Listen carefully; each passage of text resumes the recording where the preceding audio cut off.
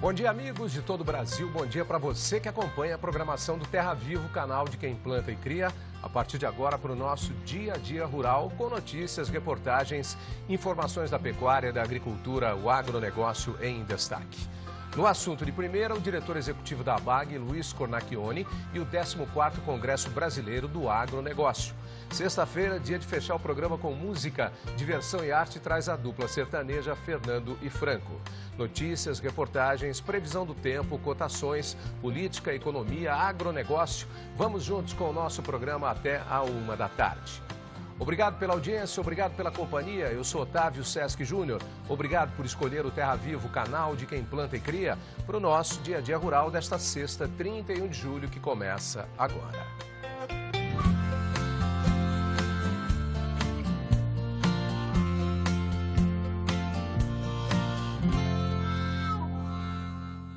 Estivemos nos últimos 3 dias fazendo o nosso programa ao vivo lá do AMB, mostrando o grande evento avícola e sunícola, o CIAVES 2015, que gerou oportunidades para as agroindústrias produtoras e exportadoras do Brasil e apresentou as novidades em tecnologias que ajudam a aumentar a eficiência alimentar e ainda reduzem os custos do produtor. Com feira de negócios e diversos painéis técnicos que discutiram as principais demandas da avicultura e da suinocultura, o Salão Internacional reuniu autoridades, lideranças, produtores, exportadores e fornecedores do Brasil e de vários outros países. Para o presidente da ABPA, Associação Brasileira de Proteína Animal, que organiza o evento, esta edição superou todas as expectativas. Balanço econômico, a gente não tem dados e números, mas aconteceram muitos negócios. Agora, o balanço do evento em si, ele superou qualquer expectativa, em público presente, no congresso e na feira. A junção suínos e aves foi positivíssima e ela deu uma sinergia ainda maior ao evento. O evento apresentou as últimas tecnologias voltadas para a criação e comercialização. Este comedouro de corrente com suspensão específico para alimentação de aves dispensa a necessidade de um operador. O próprio produtor pode programá-lo a partir deste painel e definir a quantidade de ração, horários e tempo de alimentação. Apresentado pela primeira vez ao mercado, o equipamento foi desenvolvido para uniformizar a criação de matrizes. Nós buscamos melhorar e atender as necessidades dos clientes, dos usuários. Então, o comedouro já existe há algum tempo, mas a grande novidade e os anseios dos nossos clientes era quanto à elevação automática de todo o sistema. Isso é importante para o trato das aves. Diversas empresas de genética também participaram da feira. Como um dos maiores produtores de aves do mundo, o Brasil também é modelo neste segmento e hoje exporta material para 25 países. Segundo este especialista na área, o país tem alcançado bons resultados no aumento da eficiência alimentar dos animais. A automação e expansão no segmento de ovos, ela está muito evidente em busca de escala e redução de custo.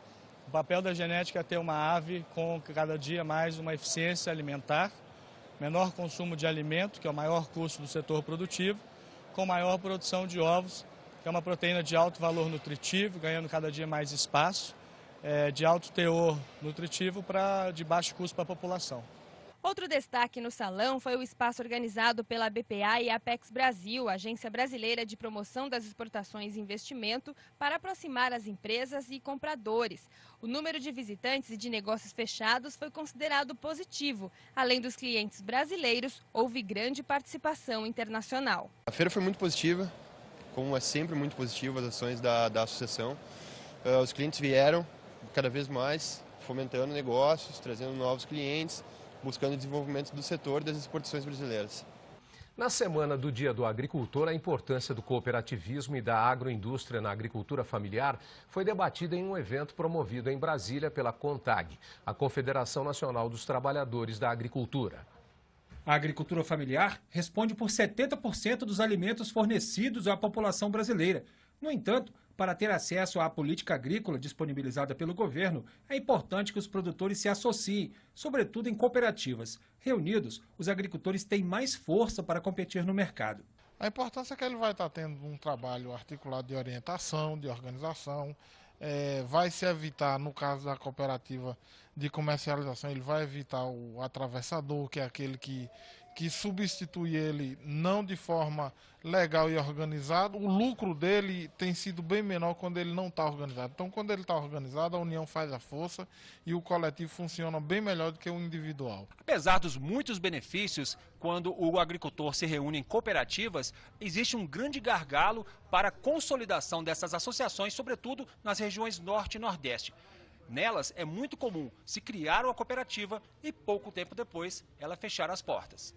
Se cria uma cooperativa com muito esforço, com muita dificuldade, tem que se ter um quadro de sócios, as pessoas têm que estarem pagando mensalmente para que a cooperativa possa estar aberta e tem que ter os agricultores levando a produção para a cooperativa para que ela possa garantir essa produção, né?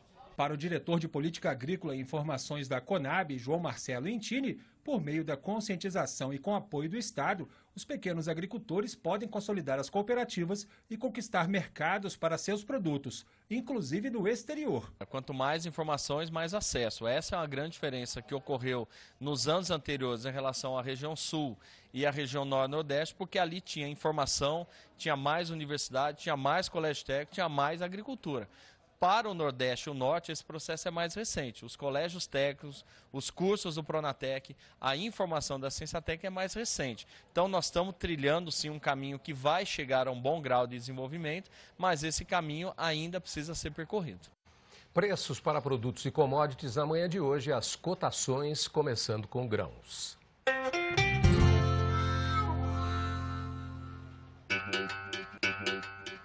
Soja, Rondonópolis, R$ 63,50 a saca de 60 quilos. Ponta Grossa, 1,4% de alta, R$ 73,50. Passo Fundo, 0,7% de alta, R$ 73,00.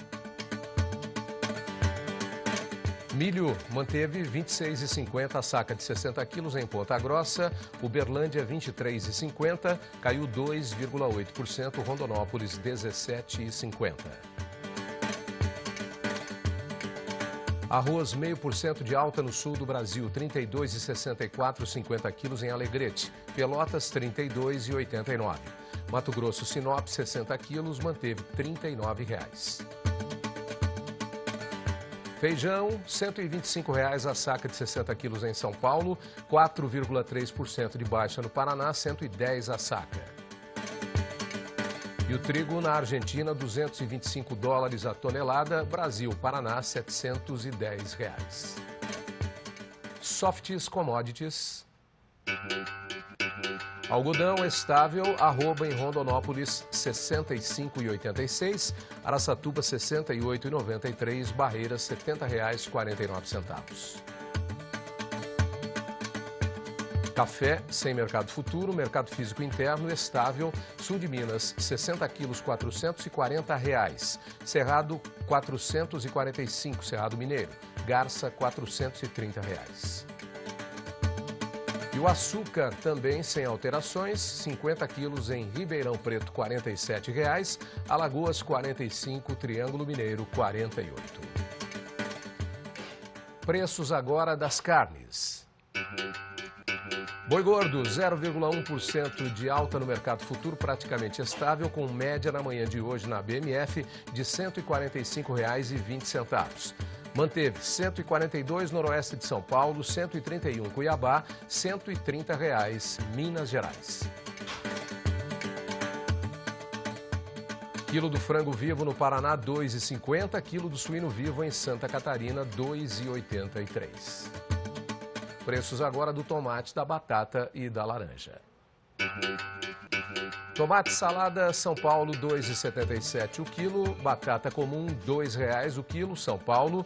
Laranja pera mesa, 0,4% de baixa, R$ 11,07 a caixa. E laranja pera indústria, 13,6% de alta, R$ 11,08 a caixa na manhã de hoje.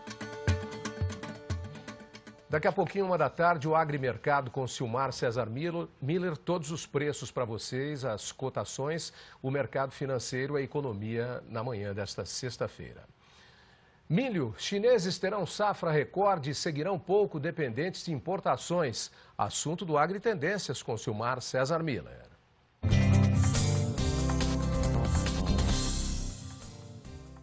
A expectativa de que a China se tornaria em prazo curto um grande importador de milho abriu um cenário promissor de um novo e gigantesco mercado para a crescente produção brasileira do cereal, assim como já é na soja. Falava-se que já no ano passado os chineses estariam iniciando importações de nada menos que 10 milhões de toneladas de milho brasileiro. A realidade, no entanto, é bem diferente. Os chineses priorizam a sua produção interna do cereal como estratégica, não querem ser dependentes de milho estrangeiro. E uma nova estimativa divulgada nesta quinta-feira pelo Conselho Internacional de Grãos deixa patente essa realidade. A China deve aumentar novamente sua produção este ano e para um novo recorde de 225 milhões de toneladas, quase 10 milhões a mais que na safra passada. E vão continuar importando somente pequenos volumes marginais, não mais do que 3 milhões de toneladas, como já faziam no passado, apenas para atender demandas logísticas de alguns locais específicos do país. Do que se conclui que o Brasil precisa seguir buscando mercados diversificados para a colocação dos seus excedentes cada vez maiores do cereal. Para a soja, sim, os chineses não têm muito o que fazer. A produção segue caindo, exatamente para dar lugar ao milho. De acordo com a mesma fonte, a produção chinesa de soja deste ano deve ficar em apenas 11 milhões de toneladas, 1 milhão a menos que na safra anterior. E as importações do país devem crescer para um novo recorde de 78 milhões de toneladas no ano comercial 2015-16, o que significa 4 milhões a mais que no anterior.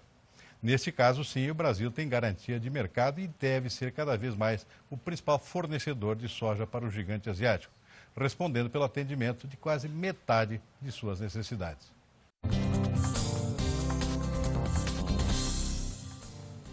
Informações do tempo da Somar Meteorologia para a região nordeste do Brasil. E o sábado será de sol no interior do Nordeste e chuva no litoral.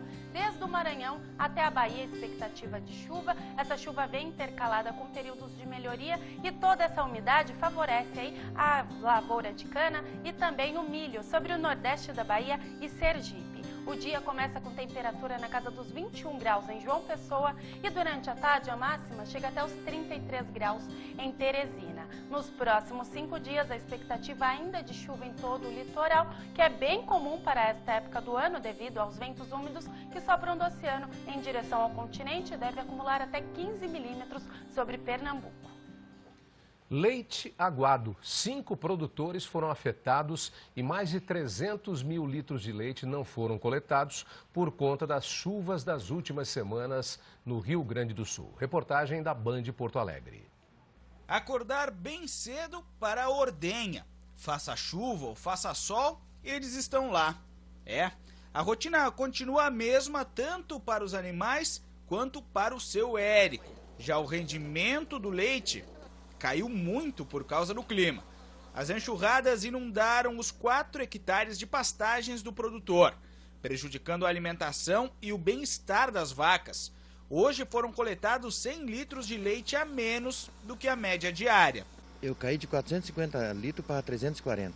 Isso dá em torno de 25%. A produção de leite foi o setor da pecuária mais afetado pelas chuvas aqui no Rio Grande do Sul. Segundo a Emater, pelo menos 5 mil produtores foram afetados e mais de 300 mil litros de leite não foram coletados. Pela primeira vez no estado, o Congresso Internacional do Leite reuniu lideranças e representantes do setor de diferentes partes do país e do mundo. No evento, que antecipa as tendências e novas tecnologias, o presidente do Instituto Gaúcho do Leite analisou com otimismo o cenário gaúcho para os próximos meses. Nós estamos também indo em direção a setembro, que é o período da safra do leite. Começa em setembro e vai a novembro, dezembro. Então nós sabemos que leite ele é sazonal, mas o produtor, digamos assim, a cadeia profissional, ela tem que reduzir essas sazonalidades e tentar produzir sempre de forma igual.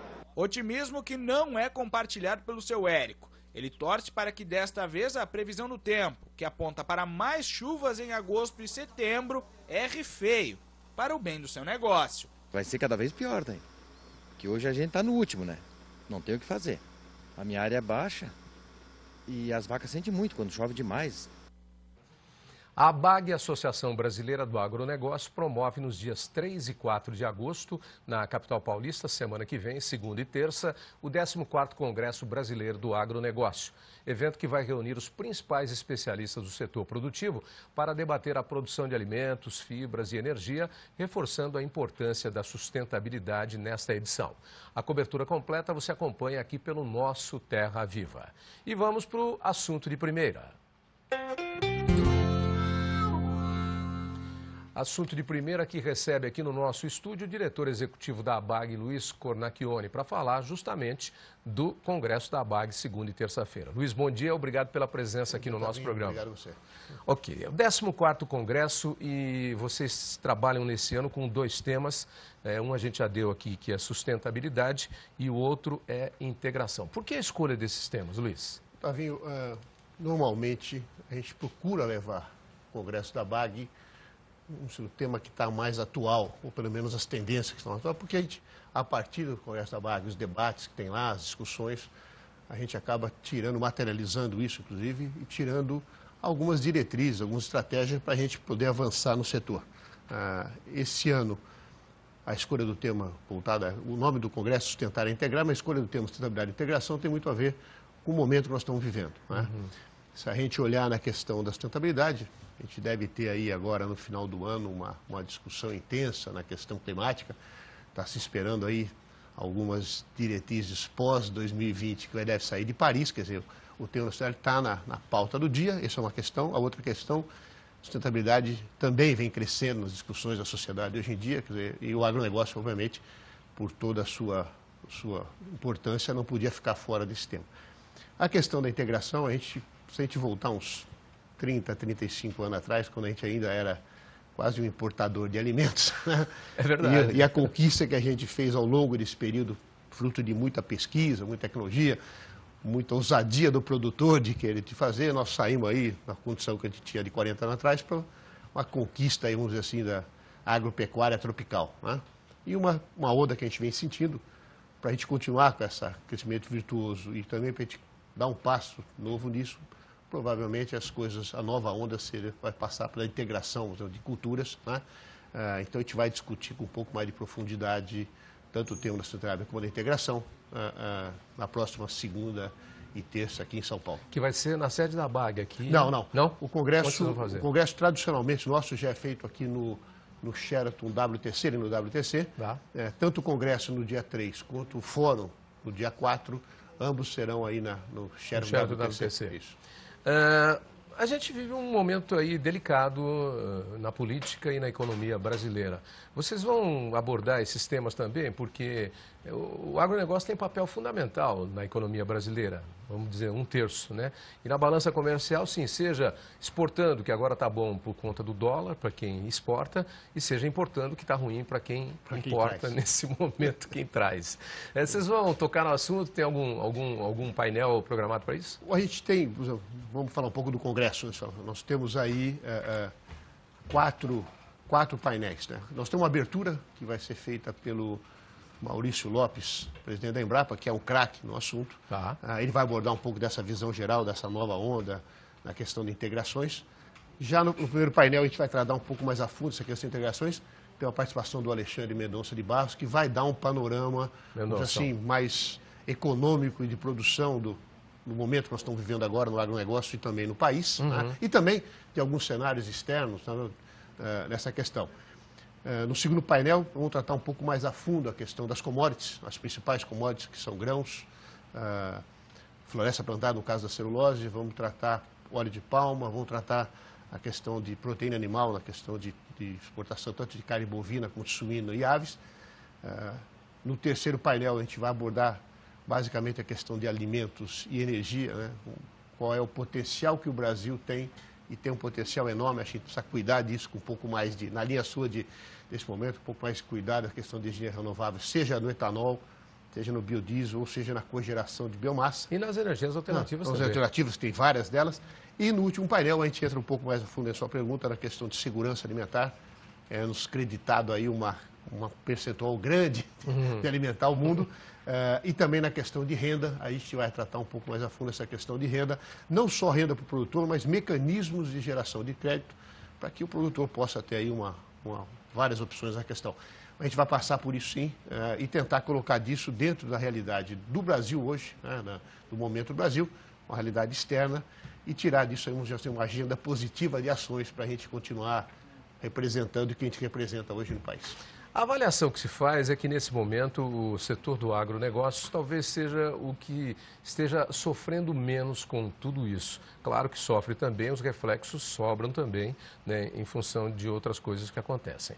Mas o economista e ex-ministro Delfim Neto, na abertura do CIAVES agora, na terça-feira, ele fez uma apresentação muito positiva e dizendo que o Brasil já passou por 13, 14, 15 crises e tal. E essa é mais uma, é a mais complicada talvez. Mas ele falou que a gente passa dessa também e que o agronegócio vai ajudar, sem dúvida alguma, a manter a mola propulsora aí para o nosso desenvolvimento.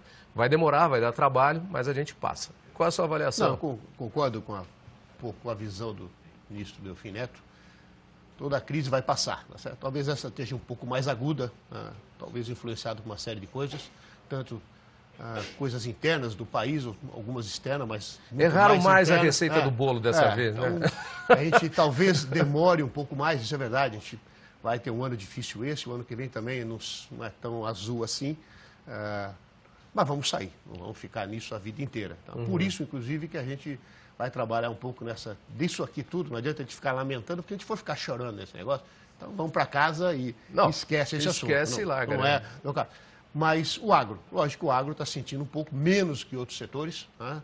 Mas a gente tem um ano difícil. Outro dia até falava internamente que se a gente tivesse que dar uma dica, eu diria esse ano tem que ter uma rigidez de caixa muito grande. Quer dizer, o cara tem que ter um olho no caixa muito grande, olhar muito bem onde põe os investimentos, tanto em OPEX, empresas de operação, quanto em CAPEX, investimento mesmo, de crescimento de capital, porque é um ano que, se você não tiver uma gestão de caixa muito efetiva, você pode sair o ano que vem um pouco mais complexo. Por quê? Porque o câmbio está imprevisto, é uma imprevisibilidade danada, uma hora sobe demais, outra não sobe. Selic, o juro está aí a 14,25. Selic já passou de 14. Preço de commodity pode ter uma variaçãozinha para cima e para baixo, mas não tem nada de espetacular como previa no passado. Quer dizer, tem que olhar o caixa esse ano com um carinho danado para não sair o ano que vem com problema. É passo a passo esse ano, né? Barba de molho, subir um degrau, opa. Como diz, um dia de cada vez, porque senão vai ficar complicado. Nesse cenário de dólar alto, como é que isso tem refletido para o agronegócio? O que é que você tem sentido de reflexos que vocês também vão acabar tratando durante o Congresso da BAG na segunda e terça? Bom, por um lado você falou um pouco, quer dizer, quando a gente olha o dólar alto para quem exporta, tudo bem, ok? Tem um lado positivo. Esse que é bom para quem exporta, gera ruim para quem importa, a gente sabe. Agora, e o que se enxerga aí? Porque a cada dia você vê ele mais alto, cada dia você vê ele mais alto. O que é que o pensamento do agronegócio está trabalhando nesse momento, imaginando que vai acontecer o quê? É a pergunta de $1 milhão, essa, hein? Essa pergunta, se eu acertar, depois eu venho te buscar aqui. A gente racha. A gente põe em prática e racha. Esse é um ano de uma imprevisibilidade, você não consegue prever com muito acertabilidade. Por quê? Porque a gente tem vivido aí algumas surpresas fora do comum. Se a gente olhar o câmbio, quer dizer, uma da previsão que ele ficasse aí na casa de entre 3,10 e 3,20, acho que era um número normal. 3,37 ontem? 37, hoje eu nem sei quanto está. Quanto está aí, ô Coca, Paulinha? Dá uma olhada aí para mim. Quanto é que está o dólar hoje? Não sei, mas... Mas tudo bem, mas seguindo aqui, quer dizer, era uma previsão, porque se a gente começar a ter o dólar também muito próximo de 4... Tem uma boa notícia para você. 3,40. 3,41, você vê que por um segundo, dependendo da fonte, você perde. Eu não vou buscar esse $1 milhão nunca, viu, Tavinho? Nem eu já vou esquecer. Já perdi esse $1 milhão. Bom, vambora. Você tem uma imprevisibilidade, uma coisa normal que o dólar ficasse na casa de 3 e pouco, porque se a gente começar a chegar muito perto de 4, acho que nós vamos ter problemas internos no país enormes. Quer dizer, nós vamos ter que continuar puxando a taxa de juros, isso é uma coisa que ninguém quer, certo? Isso é ruim, porque influencia direto nos créditos, isso piora muito a questão de crédito. O país fica, logicamente, muito vulnerável com essas questões de rating, essa coisa toda. Então, era $1. Esse dólar de hoje está influenciado por algumas coisas, entre elas mudança de política ou perspectiva da política econômica para um caminho e volta para trás, obviamente que o investidor toma um certo cuidado. Também tem todo um movimento de alguns investidores dos países emergentes, preocupado não só com a moeda nossa brasileira, essa sim, todo mundo está, mas também de outros países emergentes, o que fez com que o câmbio desse esses repiques. Então, a minha avaliação é que a gente deve trazer esse câmbio talvez um pouco mais contido, né? E vamos torcer para que ele fique nessa casa de 3 e pouco, porque eu acho que o custo se ele subir demais, a gente pode até ficar com uma exportação muito ótima, mas vamos ter um custo interno muito caro e, no fim, isso vai prejudicar demais a cadeia toda. O raciocínio direto que a gente faz, acho que você vai concordar também, é que a economia ela é uma consequência da crise econômica, é consequência da crise política. Portanto, se a gente acalmar e resolver a parte da crise política, a economia, o dólar vai assentar, os investidores vão voltar, a economia vai se assentar e aí você vai ajustando. A gente tem visto um esforço danado do executivo, do governo, principalmente do ministro Levi, em colocar os fundamentos econômicos dentro dos seus critérios normais. Né? Então, nós precisamos acertar essa crise. Trazer de volta os fundamentos econômicos. Né? Colocar, exatamente. O que estava sendo executado era colocar o país, paranoia. os fundamentos econômicos. Agora, obviamente que se isso ficar sujeito a momentos políticos, isso é muito ruim. Não é só para o agronegócio, não. Isso é ruim para o país. Então, tocar num pontinho aqui, a gente tem tido um aumento crescente no roubo de cargas e o agronegócio não foge disso. Carretas inteiras desaparecem com produtos, depois esses produtos aparecem no mercado a preço de banana. Não, de banana não, que a banana está custando bem caro hoje. E nem de chuchu, que chuchu também está caro. Mas, enfim, aparecem a preços irrisórios e tal. Vocês têm tomado algum cuidado com isso? Têm pensado nisso? A BAG está com essa pauta também? Sim, obviamente que isso é uma questão de segurança. Né? Sim. Isso, obviamente, é uma questão de segurança. Mais um problema de segurança de todos que a gente tem por aí. Hoje você manda a carreta e manda 2 carros de escolta, né? Um na frente e um atrás. Esse é o tal do custo Brasil. Aí depois ninguém sabe por que se fica com a margem tão apertada em câmbio bom, em commodity boa. Né? Sim, a gente tem discutido isso, discutimos inclusive, como isso é uma questão de segurança, e normalmente a gente tem discutido isso junto à BAG e outras entidades do setor. A gente tem faz parte do que chama Instituto Pensar Agro, né? Que a gente, no fundo, discute os temas comuns do setor, né? E usa o resultado dessas discussões para as conversas, tanto no Legislativo, vamos dizer assim, no Congresso, quanto no Executivo. Então, isso está na pauta nossa, com uma outra série de coisas, porque isso aí, no fim, além de questão de segurança, é uma questão de custo insuportável. Insuportável. Você vai aumentando aí a planilha de custos, diminuindo a margem de lucro, aumentando o preço para o consumidor. O consumidor no fim da linha. Isso nunca se resolve. Não tem almoço grátis, viu? No fim, alguém paga essa conta. Não, nunca teve. Nunca teve. Quem acha que almoçou de graça alguma vez, está enganado. É isso. Bom, fica o convite, então, segunda e terça, inscrições pela internet? Inscrições direto no site da BAG, no www.abag.com.br, logo na home, já tem lá Congresso, 14º Congresso Brasileiro do Agronegócio, só clicar ali, aí tem todas as informações dos painelistas do Congresso, do fórum, como é que faz inscrições, horários, essa coisa toda está lá. Segunda e terça-feira agora no Sheraton WTC. No Sheraton WTC aqui em São Paulo. Ok. Obrigado, Luiz. Obrigado, ótimo congresso para vocês. Muito obrigado. Ok. Depois a gente acompanha e vai estar botando no ar aí as decisões de vocês. À disposição. Obrigado. Ok. Vamos às informações do tempo da Somar Meteorologia agora para a região sul do Brasil. E o tempo fica firme sobre o sul do país neste sábado. O sol brilha forte desde o norte do Paraná até o norte do Rio Grande do Sul. Só no extremo sul gaúcho é que há expectativa de chuva. E a temperatura fica mais amena no início do dia em relação aos últimos dias, com mínima de 16 graus para Porto Alegre. E durante a tarde, a máxima chega até os 25 graus em Florianópolis. E essas altas temperaturas comprometem aí o desempenho das frutas de clima temperado sobre o sul do país, como a uva, também o pêssego e também a maçã. E nos próximos dias a expectativa é de tempo completamente seco, só no extremo sul gaúcho é que pode acumular aí 15 milímetros. A expectativa é de chuvas um pouco mais regulares só em setembro sobre o sul do país. Rápido intervalo e já voltamos com o nosso Dia a Dia Rural do Terra Viva, o canal de quem planta e cria. Até já!